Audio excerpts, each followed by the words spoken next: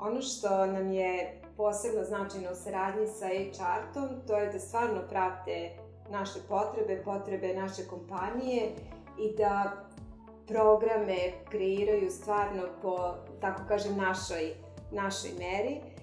Imamo i razvojne projekte koji su onako baš pokrenuli jednu kulturu razvoja u našoj kompaniji, a o tome možda može Ceca više da nam kaže. Puno sarađujem sa HR-om.